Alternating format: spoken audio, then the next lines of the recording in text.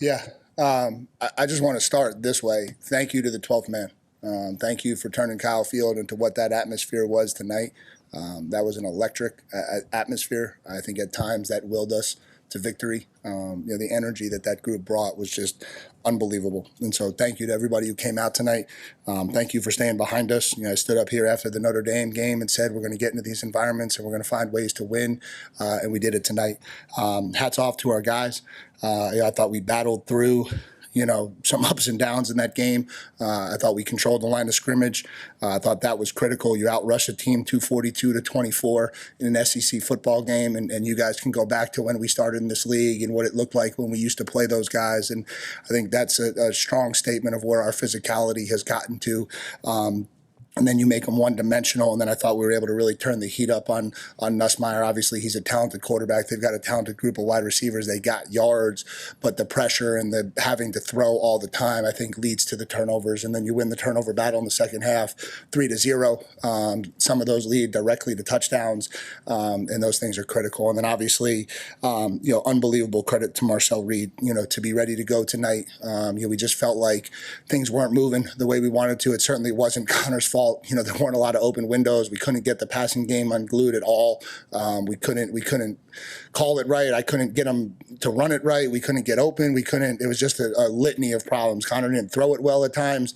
It was a litany of issues, and we just felt like we needed a spark, and we pulled the trigger and went with Marcel, and what a spark he gave us. And so proud of these guys, proud of where we are, and then obviously this sets up another big one next week, and so we got to get them back. We got to get them rested. We got to get them recovered, and we got to get them ready to go because we're going to have one big stage again next weekend, and so another big opportunity. So from there, I'll kind of open up the questions. Start left, Olin, then to the right, Brent.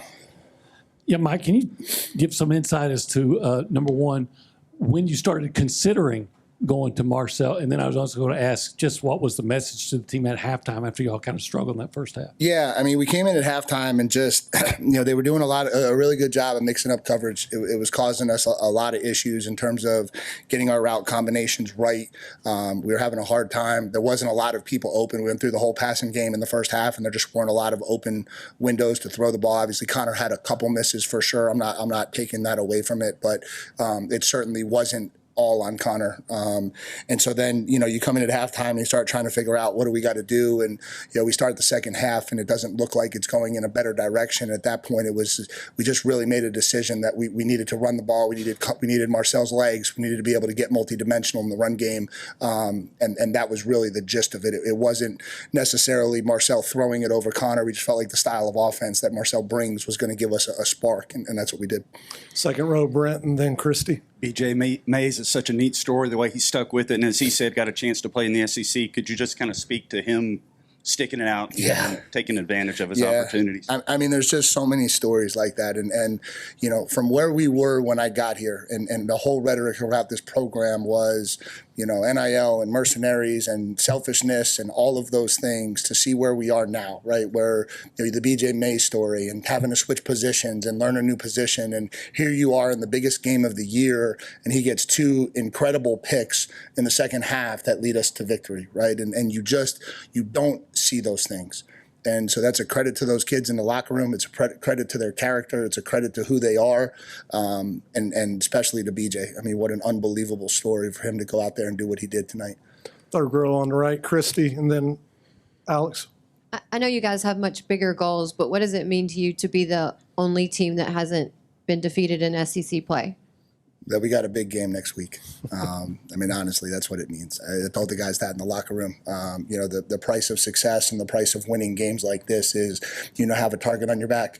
And so certainly we're going to walk into an extremely hostile environment. It's going to be the toughest environment this team has ever played in. If you go back over the last 2 years and this year, this stage for us with where we are, they're certainly going to be flying around and they're going to be ready. And so what 5-0 means is we're going to have a really heck of a time trying to get to 6-0. To the left, Alex. When you made the quarterback change, what did you tell Connor, and just how did he take that? Yeah, he took it great. I just told him, I said, it's not you. I said, this is not on you. I'm going to tell everybody it's not on you. We let him down. We all did, but we needed a spark, and we were just at a point where we had to try something different, and we felt like, if nothing else, Marcel's athleticism would give us a different variable that they probably hadn't spent a ton of time preparing for, and so that's what we did, and it worked for us. Seemed like you guys had really hard time tackling on defense in the first half. Just what was the difference in the second half, especially just in coverage with the 3 interceptions? Yeah, I think honestly we got too loose in the first half. I think that's a really talented group, and if you give them space, they're gonna make you miss. And I just thought we got really loose in coverage. We had the big bust on the long touchdown. And those things are just killers. And so we just talked at halftime about like settling down and playing our game. We didn't play our game at all in the first half, and we felt like we took their best shot and we were still in it. And so at that point, it was just about like regrouping, settling down, playing the way we were capable of. And still the second half, 10 penalties is going to kill us. Like there's still so many things we've got to fix and so many areas we can get better at. Front right, Travis. Mike, I know after the last game you talked about kind of enjoying the moment a little bit in the moment. In the first year, is it still surreal when you kind of accomplish the next step and the next step? No. Honestly, no. I think my mind transitioned right to South Carolina when the game ended, and all of the things that we've got to fix if we want to take this thing where we want to go. I think we have an amazing opportunity right now that we really want to take advantage of, and to do that, we still got a lot of work to do. Second row on the left, Shahan. Shahan George, CBS Sports. You look back to your time at Duke. You guys were able to get that thing going and tonight win so quick. What do you think it is about what you guys do that's able to lead to such effective results immediately? Yeah, I think it's the way we talk to the young people. I think the things that we talk about, the messaging, how we bring really good people into the building. We talk about doing things together. We talk about culture, and everyone talks about it, but then we go out and we live it every day. And I think we back up our actions. We're very honest. We're very open. And this is a real program. It's not fake. It's not a politician running this program, talking fast and BSing everybody. This is a real program. And for all the recruits out there, this is a real place. And if you want to be really good at football, this is a really good place to be. Front right, Mark. Then fourth row. Mike, you guys really started to get a lot of pressure there in the third quarter.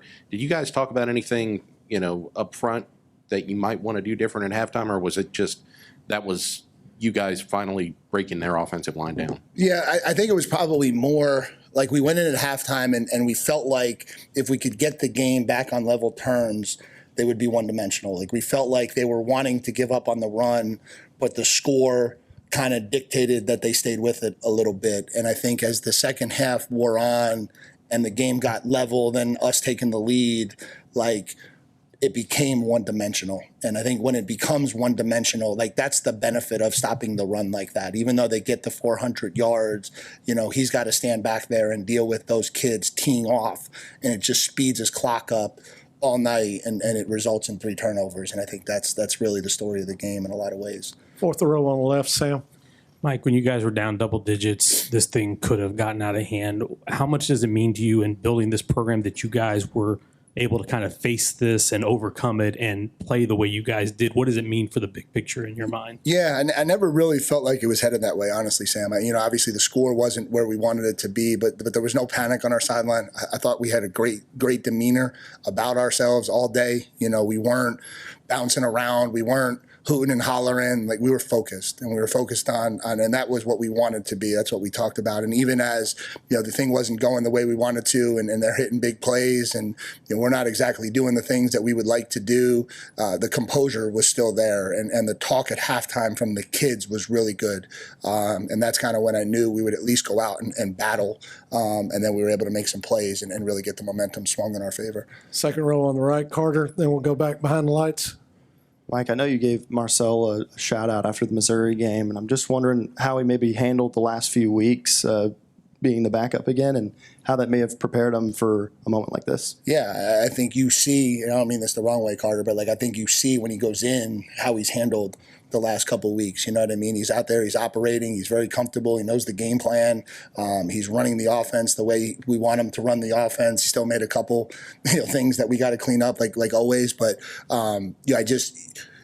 if he's not doing the things he needs to do to be successful, it doesn't look like that. He goes out there and it probably looks worse than it started, and that thing gets away from us, and this is a whole different story. And so I think when he goes out there and performs the way he does, that's a testimony to his character, obviously his talent, but a testimony to his character and how he handles this 2 weeks since Missouri and how he keeps working and preparing to put himself in position to play. And, we've talked about this. We get two quarterbacks ready, like always. And so, you always need two quarterbacks. You're always one play away from needing your other guy. And so we certainly never pulled back on what we were doing with him either to make sure that he stayed prepared. Fourth row on right, Coach, and then we'll go to the lights. Mike, this team seems to play really hard for you. They seem resilient. Why do you think your message has resonated and got through so well with this group so quickly? Yeah, I think it's just a genuine honesty that they appreciate. I think we've been very upfront with them. I'm a guy who leads from the front line. I'm around them all the time. And I'm not one of those guys who's a hugger and pat him on the back, but I'm with them all the time. And I think they appreciate that. And I think they appreciate the messaging and how real and consistent it is. And that's, I think, where we are. Time for a couple more. Back left, Parker, and then to the right, Tyler. Mike, second straight home game, I guess, that they put it on the Jumbotron, what the quarterback said about the 12th man. The team stepped up, but so did the 12th man, I guess, to that challenge, they needed any more fuel. How do you think they stepped up tonight in that adversity, so to speak? Yeah, I would hope that comment didn't have anything to do with it. The 12th man, and I've said this since I got here, there's a lot of things that we've got to elevate in this program. Our home atmosphere is not one of them. Our home atmosphere is absolutely elite. When you play a Saturday night in Kyle, it's electric. When you play a Saturday night in Kyle and it means what tonight meant, that was really special. And I think that was probably the first time in the SEC that we played a game this late in a season that was really important to us too. We've played some big games against some big teams, but that one was as important to us as it was to them. And that's a whole different level. And I think you just saw the 12th man respond to that. I appreciate them coming out in black tonight and supporting the team. I appreciate the way the environment felt, start to finish. It was an absolute special environment tonight. Tyler, you'll wrap us up far right.